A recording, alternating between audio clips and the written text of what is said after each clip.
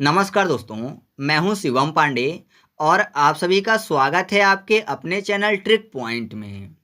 दोस्तों, आज हम लोग इस वीडियो में कुछ महत्वपूर्ण भारतीय पुस्तकों को ट्रिक के माध्यम से याद करने वाले हैं।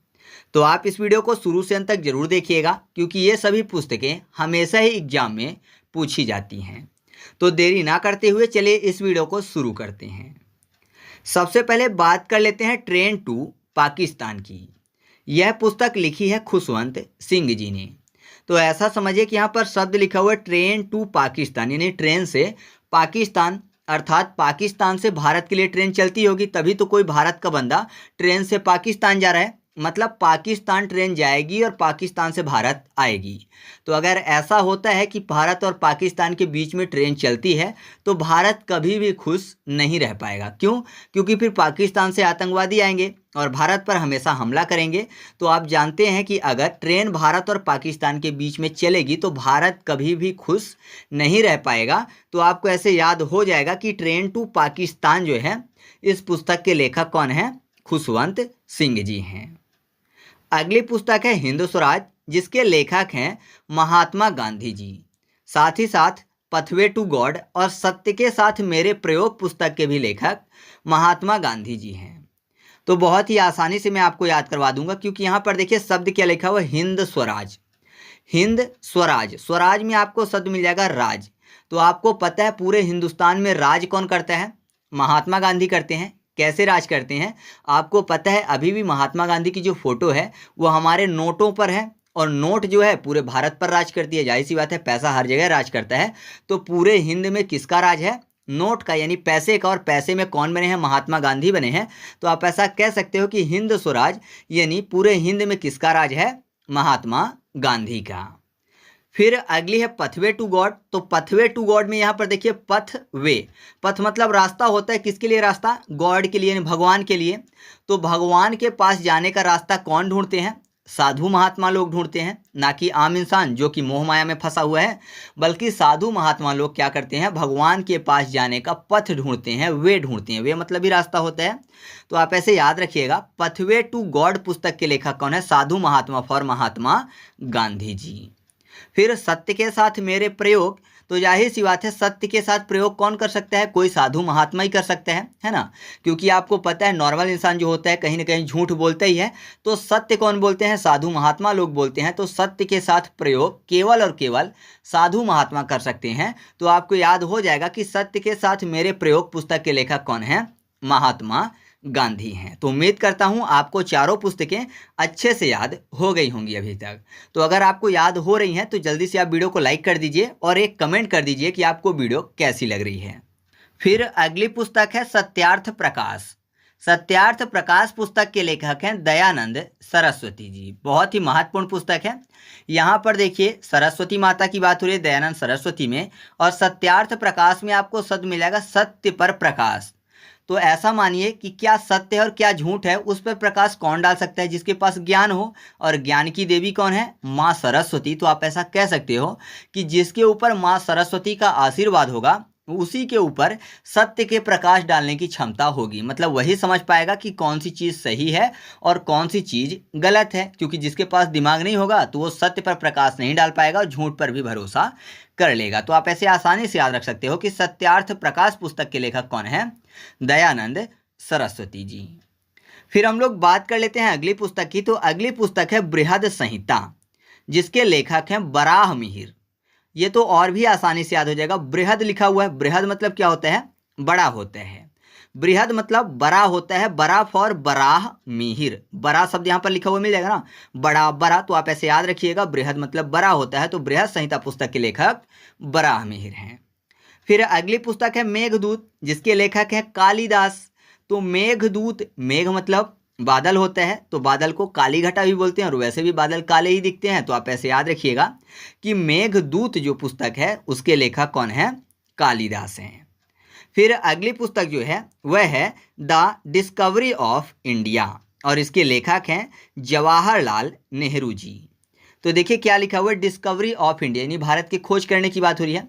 मतलब भारत ऐसा मानिए कहीं गुमा हुआ है तो अब भारत की खोज हो रही है, तभी तो ऐसा लिखा हुआ है कि द डिस्कवरी ऑफ इंडिया। तो भारत गुमा हुआ है तो उसको हेरेंगे। हेरना मतलब ढूंढना, सर्च करना होता है ना, बोलते ना कि हेरना है। हेरना मतलब ढूंढना या सर्च करना होता है। तो नेहरू में ना के बाद हेरू शब्द आपको मिल जाएगा, ठीक है। नेहरू ना हेरू, तो हेरा क्यों? क्योंकि भारत की डिस्कवरी की, क्योंकि भारत गुमा हुआ था। तो याद रखिएगा, द डिस्कवरी ऑफ इंडिया पुस्तक के लेखक कौन है? जवाहरलाल नेहरू हैं। फिर अगली पुस्तक है रीडिस्कवरी ऑफ इंडिया, और इसके लेखक है मेघनाथ देसाई। तो देखिए, जवाहर में तो वैसे नॉर्मली शब्द आपको मिल जाएगा वाहर, यानी बाहर के लोग थे जिन्होंने क्या किया, डिस्कवरी किया इंडिया की। तो यहाँ पर बोल रहे हैं कि रीडिस्कवरी मतलब पुनः डिस्कवरी करेंगे इंडिया की। कौन? देश के अंदर रहने वाले लोग, है ना, देश के अंदर जो लोग हैं वो बोल रहे हैं कि अब मैं रीडिस्कवरी करूंगा, बाहर वालों की बात नहीं मानूंगा, अब मैं पुनः खोज करूंगा जिससे कि भारत मिल जाए। तो पुनः देश के अंदर वाले करेंगे, देश फॉर देसाई यानी मेघनाथ देसाई। तो रीडिस्कवरी ऑफ इंडिया पुस्तक के लेखक मेघनाथ देसाई, और द डिस्कवरी ऑफ इंडिया पुस्तक के लेखक कौन है?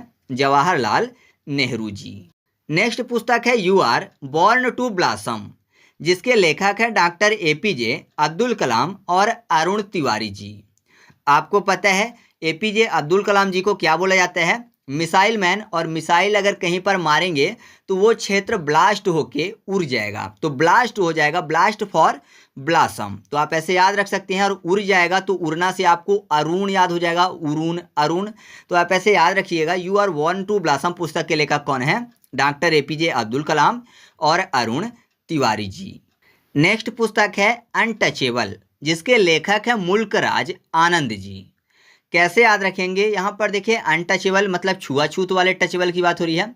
तो यहाँ पर कुल मिलाकर आपको मुल्क राज में मुल्क शब्द मिल जाएगा। तो आप ऐसा कह सकते हो, केवल अपना मुल्क ऐसा है, अपना देश ऐसा है जहाँ पर ये सब चलता है, मतलब छुआछूत ये सब अपने देश में देखते हैं, बाकी आप कहीं भी ये चीज़ें नहीं पाओगे। तो केवल अपना मुल्क भारत ही है जहाँ पर छुआछूत देखने को मिलता है। तो आप ऐसे याद रखिएगा कि अनटचेबल पुस्तक के लेखक कौन है?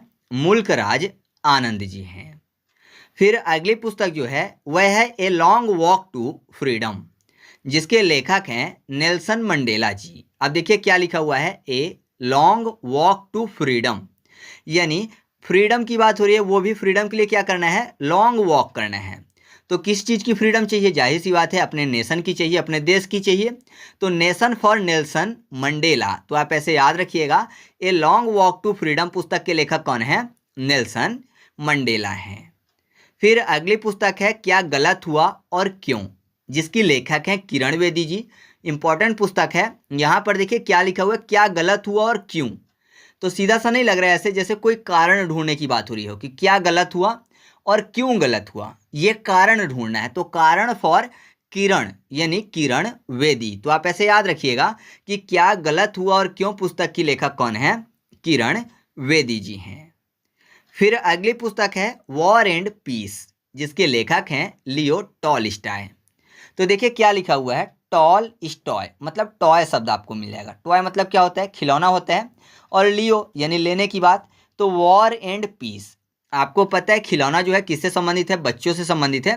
तो अगर कोई बच्चा खिलौना खेल रहा है और किसी ने उसका खिलौना लियो, यानी किसी व्यक्ति ने उसका खिलौना अगर लिया, तो जाहिर सी बात है बच्चा एकदम शोर मचाने लगेगा। ऐसा लगेगा जैसे पूरे घर में वॉर हो रहा हो। जैसे ही उसको खिलौना वापस दे दिया जाएगा तो वो शोर मचाना यानी वॉर, झगड़ा बंद कर देगा और शांति मतलब पीस हो जाएगी पूरे घर में। तो आप ऐसे याद रखिएगा कि ये सब टॉय के लिए हो सकता है, वॉर एंड पीस दोनों एक ही समय में। तो याद हो जाएगा आपको ऐसे कि वॉर एंड पीस पुस्तक के लेखक कौन है? लियो टॉलस्टॉय हैं। नेक्स्ट पुस्तक है मार्क्स, गांधी और समाजवाद, जिसके लेखक है राम मनोहर लोहिया जी। तो यहाँ पर देखिए लोहिया में आपको लोहा शब्द मिल जाएगा, और मार्क्स, गांधी और समाजवाद में यहाँ पर देखिए मार और गांधी, यानी गांधी जी को मार पड़ी है ऐसा मानिए। तो गांधी जी को मार पड़ी है तो मार्क्स में आपको निशान भी शब्द मिल जाएगा। मार्क मतलब निशान होता है। तो गांधी जी के शरीर में निशान पड़ गए हैं। तो क्यों निशान पड़ गए हैं? हो सकता है उनको लोहे के डंडे से मारा गया हो, क्योंकि आज़ादी की लड़ाई के लिए वो हर तरफ जा रहे थे। तो कुल मिलाकर आप ऐसे याद रखिएगा कि गांधी जी के शरीर पर निशान क्यों पड़े हैं? क्योंकि लोहे के डंडे से मारा गया था उनको। तो आपको याद हो जाएगा मार्क्स, गांधी और समाजवाद पुस्तक के लेखक कौन है? राम मनोहर लोहिया जी हैं। फिर अगली पुस्तक है द ल्यूमिनस स्पार्क, जिसके लेखक हैं एपीजे अब्दुल कलाम जी। साथ ही साथ विंग्स ऑफ फायर और इग्नाइटेड माइंड्स पुस्तक के लेखक भी एपीजे अब्दुल कलाम जी हैं। तो यहाँ पर देखिए क्या लिखा हुआ है, ल्यूमिनस स्पार्क। तो ल्यूमिनस स्पार्क, स्पार्क मतलब क्या होता है, चिंगारी होती है, यानी चमकदार चिंगारी। ल्यूमिनस मतलब चमकदार और स्पार्क मतलब चिंगारी। तो चिंगारी की बात हो रही है। और आपको पता है एपीजे अब्दुल कलाम कौन है, मिसाइल मैन बोले जाते हैं। तो जब आपको पता है मिसाइल निकलती है तो पीछे से आग निकलती है, मतलब चिंगारी निकलती है ना, आग की चिंगारी पीछे से निकलती है ना जब मिसाइल ऊपर जाती है। तो आप ऐसे याद रखिएगा कि द ल्यूमिनस स्पार्क पुस्तक के लेखक कौन है, एपीजे अब्दुल कलाम जी हैं। साथ ही साथ विंग्स ऑफ फायर, तो फायर में विंग्स लग जाते हैं, पंख लग जाते हैं। आपने देखा होगा मिसाइल में, है ना, मिसाइल ऊपर उड़ती रहती है तो ऐसा लगता है जैसे आग में पंख लगे हों और आग जो है सीधे ऊपर उड़ती जा रही है, क्योंकि पीछे से आग निकलती रहती है। तो ये पुस्तक भी आपको याद हो गई। फिर बचती है इग्नाइटेड माइंड्स। मतलब क्या होता है, इग्नाइटेड माइंड्स का मतलब होता है तेजस्वी मन। तो जाहिर सी बात है तेजस्वी मन किसका होगा, जो पढ़ेगा। और पढ़ने के लिए क्या चीज़ जरूरी है, कलम जरूरी है। तो कलम फॉर कलाम यानी डॉक्टर एपीजे अब्दुल कलाम। तो आपको तीनों पुस्तकें ऐसे याद हो चुकी हैं, the luminous spark, wings of fire and ignited minds, जिनके लेखक कौन हैं, एपीजे अब्दुल कलाम जी हैं। ठीक है, आगे बढ़ते हैं। नेक्स्ट पुस्तक है गोदान, गबन और कर्मभूमि, जिसके लेखक हैं मुंशी प्रेमचंद्र जी। कैसे याद रखेंगे, गोदान में आपको शब्द मिल जाएगा गोदाम, गबन करना मतलब होता है चोरी करना, और कर्म भूमि में आपको शब्द मिल जाएगा भूमि यानी जमीन का टुकड़ा। अब मुंशी, आपने फिल्मों में सुना होगा मुंशी जी, मुंशी जी मतलब जो मुनीम हुआ करते थे। तो आपने देखा होगा जो मुंशी जी होते थे, जो मुनीम होते थे फिल्मों में, वो क्या करते थे, जो आम जनता थी, जो गरीब थे, उनका खून चूसते रहते थे। उनको कर्जा दे देते थे थोड़ा सा, या फिर गरीब थे तो उनको अनाज दे देते थे थोड़ा सा, फिर बाद में उसमें ब्याज के ऊपर ब्याज, ब्याज के ऊपर ब्याज लगाते रहते थे और उनको खूब लूटते रहते थे। तो आप ऐसा कह सकते हो कि मुंशी जी जो थे वो गोदाम से अनाज दे देते थे, फिर आम जनता को, जो गरीब थे, उनको लूटते रहते थे, मतलब गबन करते रहते थे। गबन करना मतलब चोरी करना।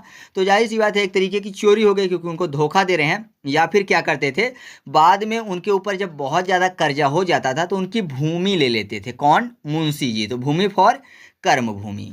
तो याद रखिएगा गोदान, गबन और कर्म भूमि पुस्तक के लेखक कौन है, मुंशी प्रेमचंद्र जी हैं। फिर अगली पुस्तक है इंडिया विंस फ्रीडम, जिसके लेखक हैं मौलाना अबुल कलाम आज़ाद। ध्यान रखिएगा, मैंने बोला अबुल कलाम आज़ाद, ना कि अब्दुल कलाम आज़ाद। तो यहाँ पर देखिए मौलाना शब्द पहले लिखा हुआ है ना, तो ऐसे याद रखेंगे। तो यहाँ पर देखिए इंडिया विंस फ्रीडम, यानी इंडिया ने आज़ादी जीती है, मतलब हमारे देश को आज़ादी मुफ्त में किसी ने नहीं दी है, हमने उसके बदले में मोल चुकाया है, बहुत सारे क्रांतिकारियों को खोया है, भारत माता ने बहुत सारे सपूतों को खोया है। तो हमने मोल चुकाया है, तब जाके आज़ादी हमको मिली है, मुफ्त में किसी ने नहीं दी है। तो मोल फॉर मौलाना। तो याद रखिएगा कि इंडिया विंस फ्रीडम पुस्तक के लेखक कौन हैं, मौलाना अबुल कलाम आज़ाद जी हैं।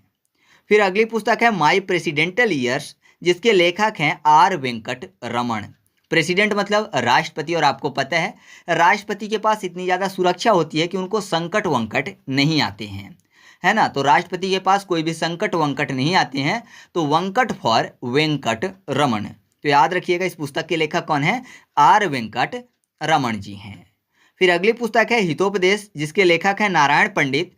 तो उपदेश देने की बात है, और उपदेश कौन देते हैं, पंडित जी देते हैं, मतलब हित, जिसमें लोगों का हित छुपा हो, ऐसा उपदेश पंडित जी देते हैं। तो आपको याद हो जाएगा कि हितोपदेश पुस्तक के लेखक कौन है, नारायण पंडित हैं।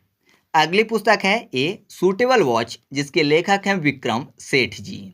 अब देखिए यहाँ पर सूटेबल यानी सूटे और सेठ है, सूट सेठ दोनों मैच करते हैं, या फिर सूट पहना है तो अंदर शर्ट भी पहना होगा, शर्ट फॉर सेठ हो जाएगा। तो याद रखिएगा ए सूटेबल वॉच पुस्तक के लेखक कौन है, विक्रम सेठ हैं। इसके बाद हम लोग बात कर लेते हैं इंडिया डिवाइडेड पुस्तक की, जिसके लेखक है राजेंद्र प्रसाद जी। कैसे याद रखेंगे, इंडिया डिवाइडेड मतलब भारत के विभाजन की बात हो रही है। और मैंने आपको एक वीडियो बनाकर दी थी जिसका नाम था भारतीय राज्यों का उदय, या फिर भारतीय राज्यों का निर्माण, यानी कैसे करके भारत के सभी राज्य बने। ये चीज़ें मैंने आपको उस वीडियो में बताया था। तो उसमें मैंने आपको ये बताया था कि जब भारत का विभाजन हुआ था तो भारत जो था बहुत सारी छोटी छोटी रियासतों में बटा हुआ था।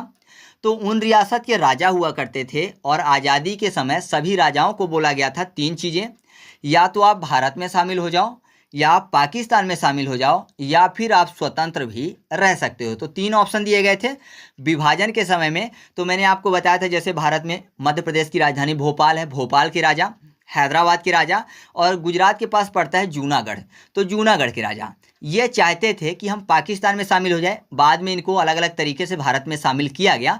और जो जम्मू कश्मीर के राजा थे वो चाहते थे कि स्वतंत्र रहें। तो बाद में पाकिस्तान ने वहाँ पर अटैक किया तो उन्होंने भारत से मदद मांगी, तो सरदार वल्लभ भाई पटेल ने बाद में फिर उनकी मदद की और भारत में शामिल कर लिया अलग पावर देकर। ठीक है, तो वो चीज़ें मैंने आपको बताई थी। तो सीधा सा आप ऐसा समझिए कि जब इंडिया डिवाइड हुआ था तब सभी राजा के पास क्या था, मौका था कि वो जहाँ जाना चाहें, जैसा करना चाहें कर सकते हैं। भारत में आना चाहें तो भारत में आए, पाकिस्तान जाना चाहें तो पाकिस्तान में जाएं, या फिर स्वतंत्र रहें। तो इंडिया डिवाइड हुआ था तब राजा के पास चांस था, तो राजा फॉर राजेंद्र प्रसाद। तो याद रखिएगा इंडिया डिवाइडेड पुस्तक के लेखक कौन है, राजेंद्र प्रसाद हैं। अच्छा, अभी मैंने जिस वीडियो के बारे में आपको बताया वो काफ़ी ज़्यादा महत्वपूर्ण वीडियो है। आपको यूट्यूब पर भी नहीं मिलेगी एक साथ, ना ही किसी पुस्तक में मिलेगी पूरा डाटा इकट्ठा। तो अगर आप उस वीडियो को देखना चाहते हैं तो उसकी लिंक मैं आपको कमेंट बॉक्स में दे दूंगा। लगभग 1 घंटे की वीडियो है, लेकिन बहुत ही महत्वपूर्ण वीडियो है, तो आप उस वीडियो को वहाँ से देख लीजिएगा। फिर अगली पुस्तक की बात करें तो अगली पुस्तक है यंग इंडिया, जिसके लेखक हैं महात्मा गांधी जी। तो यंग इंडिया, ठीक है, तो आपको पता है जो साधु महात्मा लोग होते हैं उनके शरीर पर बहुत ज़्यादा तेज होता है, मतलब वो हमेशा यंग जैसे दिखते हैं, है ना, उनके शरीर में इतना तेज होता है कि यंग दिखते रहते हैं। तो आप ऐसे याद रखिएगा कि साधु महात्मा यंग दिखते रहते हैं। तो यंग इंडिया पुस्तक के लेखक कौन है, महात्मा गांधी हैं। नेक्स्ट पुस्तक है सूर्य का 7वां घोड़ा, जिसके लेखक हैं धर्मवीर भारती जी। तो सूर्य का 7वां घोड़ा, आपको पता है जो सूर्य भगवान है वो अच्छाई का प्रतीक है, प्रकाश फैलाते हैं, अंधेरे को दूर करते हैं। तो जाहिर सी बात है वो धर्म का प्रतीक हैं, और जो अंधेरा है वो अधर्म का प्रतीक है। तो सूर्य भगवान धर्म के प्रतीक हैं। तो सूर्य का 7वां घोड़ा पुस्तक के लेखक कौन है, धर्म फॉर धर्मवीर भारती जी। अगली पुस्तक है वंदे मातरम, जिसके लेखक का नाम सबको पता है बंकिम चंद्र चटर्जी जी हैं। जिनको नहीं याद है तो ऐसे याद रखिएगा, वंदे मातरम में आपको शब्द मिल जाएगा वंदे मात, यानी सभी बंदों को किसी ने मात दे दिया है। तो जाहिर सी बात है बंदों को अगर मात दे दिया है तो अब कोई भी बाकी नहीं बचे हैं, है ना, बंदों को मात दे दिया सबको तो बाकी कोई नहीं बचा, बाकी फॉर बंकिम चंद्र चटर्जी। तो याद रखिएगा वंदे मातरम जो पुस्तक है उसके लेखक कौन है, बंकिम चंद्र चटर्जी हैं। अगली पुस्तक है विनय पत्रिका, जिसके लेखक हैं तुलसीदास। तो तुलसीदास में तुलसी शब्द मिल जाएगा और तुलसी का पत्ता होता है, पत्ता फॉर पत्रिका। तो याद रखिएगा विनय पत्रिका पुस्तक के लेखक कौन है, तुलसीदास जी हैं। नेक्स्ट पुस्तक है भागवत महापुराण, जिसके लेखक हैं वेद व्यास। कैसे याद रखेंगे, भागवत में आपको शब्द मिल जाएगा वत और वेद व्यास में आपको शब्द मिल जाएगा वद। वत वद नाम से ही स्पष्ट हो जाएगा आपको कि भागवत महापुराण पुस्तक के लेखक कौन है, वेद व्यास हैं। अगली पुस्तक है रामचरितमानस, जिसके लेखक हैं तुलसीदास। तो रामचरित यानी राम के चरित्र की बात हो रही है, और आपको पता है राम के चरित्र में एक पात्र और महत्वपूर्ण थे, वो पात्र थे उनके दास यानी हनुमान जी। हनुमान जी सेवक थे, दास थे, तो दास से तुलसीदास याद हो जाएंगे।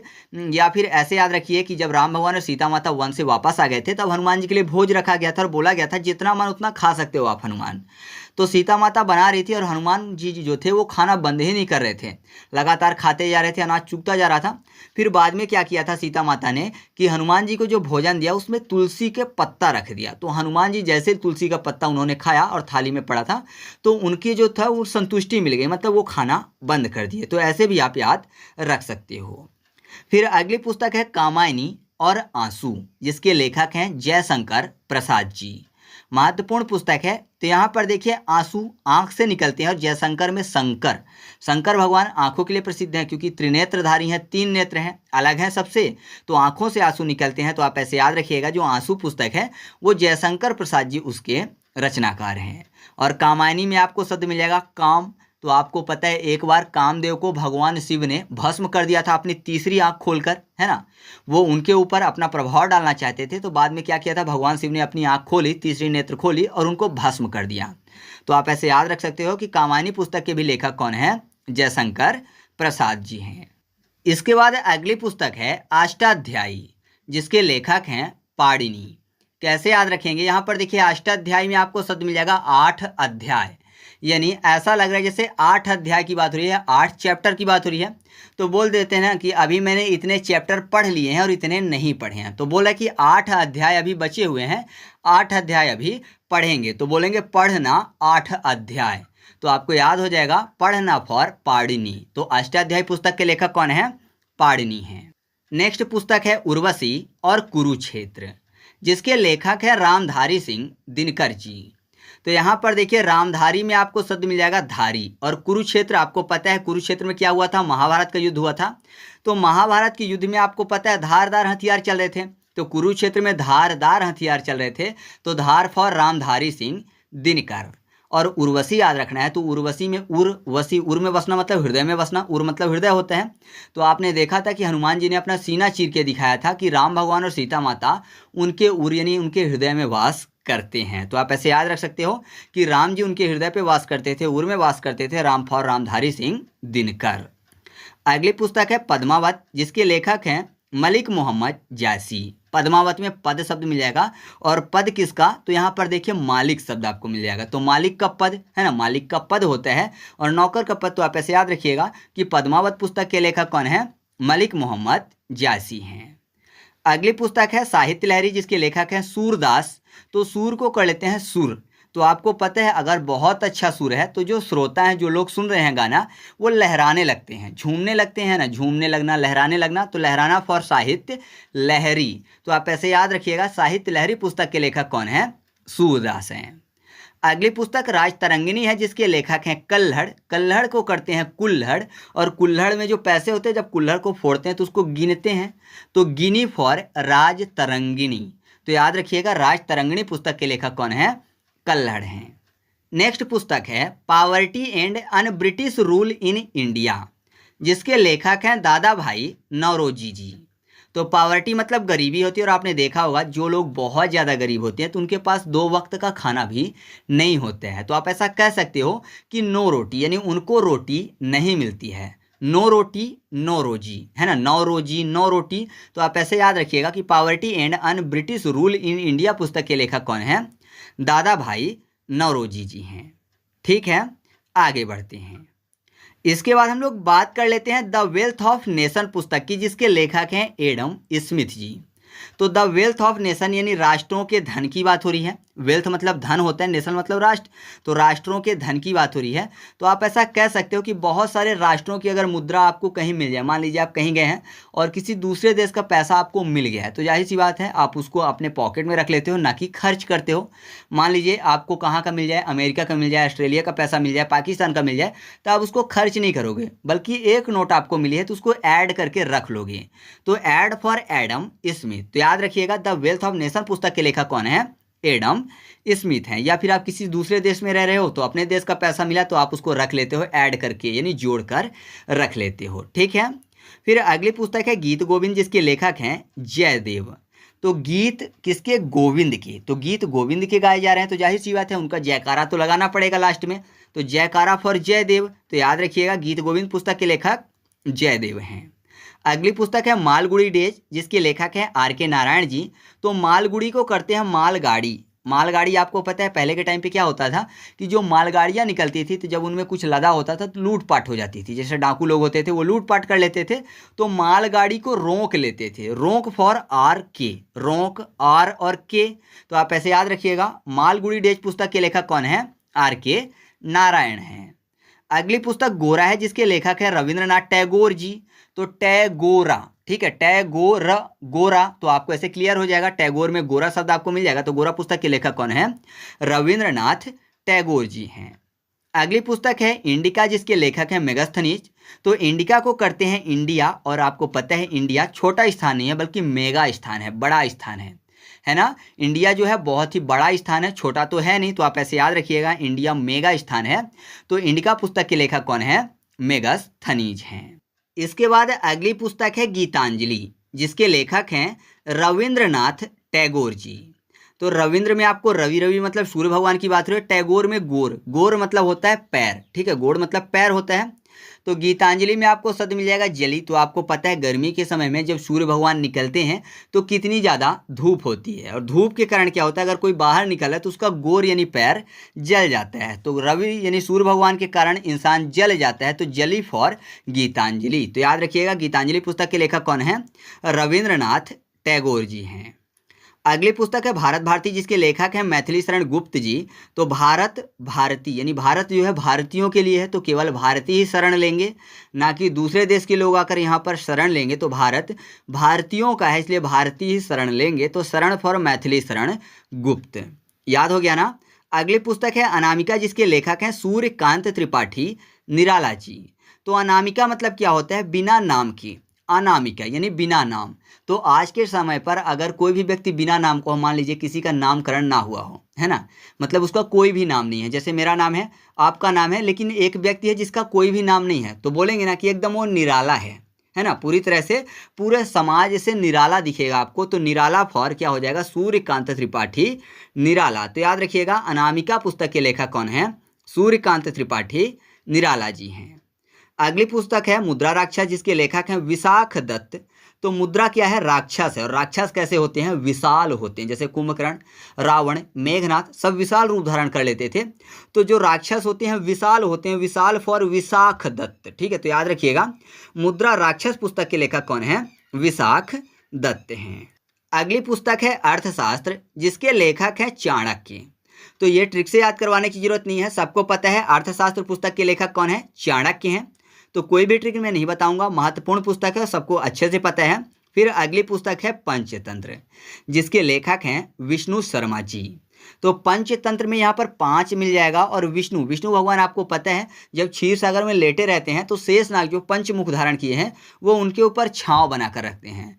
तो हमेशा ही विष्णु भगवान के साथ पंचमुख वाले शेषनाग रहते हैं। तो आपको याद हो जाएगा कि पंचतंत्र पुस्तक के लेखक कौन है, विष्णु शर्मा जी हैं। अगली पुस्तक है यामा, जिसके लेखक है महादेवी वर्मा जी। यामा मतलब यम की बात हो रही है। यम मतलब काल, और आपको पता है कालों का काल किसे बोला जाता है, महाकाल को, यानी भगवान शिव को। तो महाकाल यानी महादेव, महादेव फॉर महादेवी वर्मा। तो याद रखिएगा यामा पुस्तक की लेखक कौन है, महादेवी वर्मा हैं। फिर अगली पुस्तक है कामसूत्रा, जिसके लेखक हैं वात्सायन। तो यहाँ पर देखिए कामसूत्र में आपको काम शब्द मिल जाएगा, काम को काम वासना भी बोलते हैं, तो वासना फॉर वात्सायन याद हो जाएगा आपको। तो आप ऐसे इस पॉइंट को याद रखिएगा। फिर अगला है बम का दर्शन, जिसके लेखक हैं भगवती चरण बोहरा जी। तो बम का मान लीजिए किसी को दर्शन हो गया, तो जाहिर सी बात है बम अगर कहीं पर गिरा है उसको दर्शन हो गया, बम फट गया तो इंसान बहरा हो जाएगा। तो बहरा फॉर बोहरा याद रखिएगा। बम का दर्शन पुस्तक के लेखक कौन है, भगवती चरण बोहरा हैं। इसके बाद अगली पुस्तक है हर्षचरित, साथ ही साथ कादम्बरी, जिसके लेखक हैं वाण भट्ट जी। कैसे याद रखेंगे, हर्षचरित्र और वाण भट्ट लिखा हुआ है, तो कुल मिलाकर एक मैं आपको कहानी बताता हूं, अगर आपके दिमाग में वो कहानी छप गई तो हमेशा दोनों पुस्तकों का नाम याद रहेगा। तो वाण मतलब तीर वाले वाण की बात हो रही है। तो अगर मान लीजिए कोई भी व्यक्ति जो है आसमान की तरफ तीर छोड़ता है और ऊपर से धनों की बारिश होने लगे, मतलब पैसे की, सोने के सिक्कों की बारिश होने लगे, ऐसा बोला जाता है ना कि आप पैसे आसमान से टपकेंगे या आसमान से गिरेंगे, आसमान से पैसों की बारिश होगी, ऐसा बोला जाता है ना। तो मान लीजिए कोई वाण मारता है और पैसे की बारिश होने लगे, तो जाहिर सी बात है कदमों में पैसे ही पैसे होंगे, और अगर कदमों में पैसे ही पैसे आ जाएंगे तो इंसान बड़ा हर्षित होगा। हर्ष मतलब होता है खुशी, तो इंसान बहुत ही हर्षित होगा, हर्ष होगा उसको। तो आप ऐसे याद रखिएगा, कदमों में पैसे गिरे, बाण मारने से, बाण फॉर बाण भट्ट, कदम फॉर कादम्बरी, और हर्ष यानी खुशी हुई क्योंकि पैसे गिरे, तो हर्ष मतलब हर्ष चरित। तो याद रखिएगा हर्ष चरित और कादम्बरी पुस्तक के लेखक कौन है, वाण भट्ट हैं। अगली पुस्तक है अंधा विश्वास, जिसके लेखक हैं सागरिका घोष जी। तो अंधा विश्वास है, किसी के ऊपर कोई अंधा विश्वास कर रहा है तो आपको पता है अगर वो उस व्यक्ति को सागर में भी धकेल देना तो उसको कुछ भी फर्क नहीं पड़ेगा, क्योंकि अब वो पूरी तरह से उस पर विश्वास कर रहा है, अंधा विश्वास है, पूरा यकीन करेगा, सामने वाला बोलेगा कूद जाओ तो कूद जाएगा। तो सागर में भी ढकेला जा सकता है अगर कोई अंधा विश्वास करता है। तो अंधा विश्वास पुस्तक के लेखक कौन है, सागरिका घोष जी हैं। अगली पुस्तक है पृथ्वीराज रासो, जिसके लेखक हैं चंद्रवरदाई।